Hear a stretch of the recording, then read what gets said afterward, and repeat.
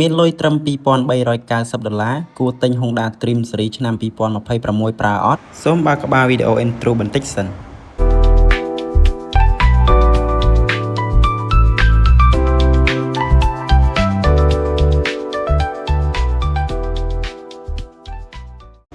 បាទសួស្តីពុកម៉ែបងប្អូនទាំងអស់គ្នាអញ្ចឹងនេះគឺជាវីដេអូបង្ហាញអំពីបាទតម្លៃ Honda Dream Series ឆ្នាំ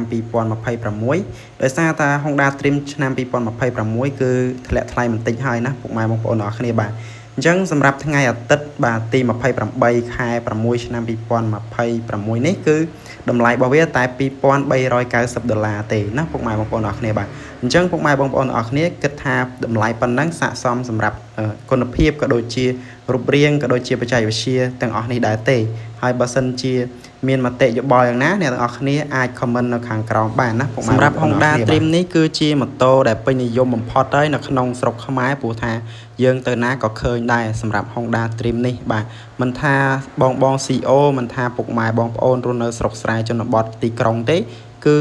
និយមប្រើប្រាស់ Honda Dream បាទអញ្ចឹងមិនថាប្រភេទប្រើបេនមិនថាប្រភេទប្រើប៊ិចទេគឺគុណភាពវាល្អដូចគ្នាណាគ្រាន់ថាការប្រើការក៏ដូចជាការថែទាំរបស់វាគឺខុសគ្នាហើយខ្ញុំនឹងរៀបរាប់ពីការប្រើ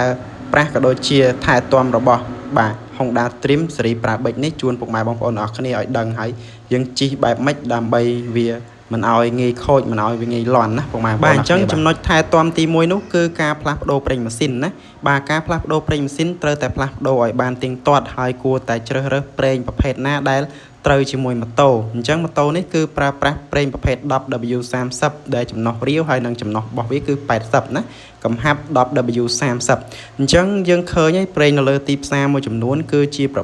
ភេទប្រេងคล้ายៗហើយប្រេងមួយចំនួនហ្នឹងគឺវាខាប់ពេកណាពេលដែលចាក់ទៅលើម៉ូតូទៅពុកម៉ែបងប្អូនអរគ្នាធ្វើឲ្យនៅក្នុងម៉ូតូពុកម៉ែបងប្អូនអរគ្នាហ្នឹងមានកកមានស្នឹមបាទធ្វើឲ្យមានកំអែលនៅក្នុងម៉ាស៊ីនអញ្ចឹងធ្វើឲ្យម៉ូតូពុកម៉ែបងប្អូនអរគ្នាបាទមូមិនសូវស្ទុះឬក៏ស៊ីសាំងខ្លាំងជាងមុនឬក៏ធ្វើឲ្យគ្រឿងបង្គុំនៅក្នុងម៉ាស៊ីនម៉ូតូពុកម៉ែបងប្អូនអរគ្នាហ្នឹងលឺលាន់ខុសប្រក្រតីជាដើមជាក់ស្ដែងដូចខ្ញុំឃើញវីដេអូដែលជាងសិតពិសិដ្ឋអូតូទំនើបនៅភ្នំពេញគាត់ធ្វើវីដេអូអញ្ចឹងគឺបាទខាងគ្រឿងក្នុងម៉ូតូហ្នឹងគឺអលួយវល់តែម្ដងដោយសារតែការប្រើប្រាស់ប្រេងខុសបច្ចេកទេសណាពុកម៉ែបងប្អូនអរគ្នាហើយខ្ញុំនឹងដាក់វីដេអូនោះជូនពុកម៉ែបងប្អូនទាំងអស់គ្នាទស្សនាតែម្ដងថាហើយម៉ូតូ025បងប្អូនមើលក្បាលកន្លះនេះសតផុកអាផុកនេះមិនមែនផុកដីណាអានេះផុកប្រេងម៉ាស៊ីនអាហ្នឹងដោយសារម្ចាស់គាត់ដូរប្រេងម៉ាស៊ីនទៅប្រហែលជាគាត់ដូរតែមួយកន្លែងណាបាទប្រហែលជាគាត់ដូរមួយកន្លែងចូលជាងតែមួយកន្លែងទៅគេប្រម៉ូទទៅប្រេងទៅគេចំណេញច្រើនណានេះបងប្អូននេះមើលផុកប្រេងម៉ាស៊ីនអញ្ចឹងមូលហេតុបែបហ្នឹងបងប្អូនណាយើងគួរតែពិចារណារឿងប្រេងម៉ាស៊ីនណាហៅបរ៉ែនហៅម៉ាក់ធ្វើត្រូវឲ្យបានច្បាស់លាស់នេះហើយផុកម្លឹងនេះបានអីនឹងធន់ម៉ូតូនេះបងប្អូនណាមើលផុកបាទផុកប្រេងម៉ាស៊ីនបាទនេះវាមិនមែនផុកដីណាអានេះផុកប្រេងម៉ាស៊ីនអានេះបើនិយាយពីរឿងត្រីសាម៉ុនវិញមិនមែនទិញចំត្រីក្រោតទេអានេះទិញត្រីសាម៉ុនប៉ុន្តែទៅទិញដល់ពេលគេឲ្យត្រីឆ្លាំងស៊ីត្រីឆ្លាំងទាំងឆៅដែរណាបងប្អូននេះបើបានត្រឹមត្រីក្រោតក៏ឆ្ងាញ់ដែរនេះតែនេះមិនមែនត្រីក្រោតទេអានេះទៅទិញត្រីសាម៉ុនបានត្រីឆ្លាំងឬក៏បានត្រីឆ្ពិន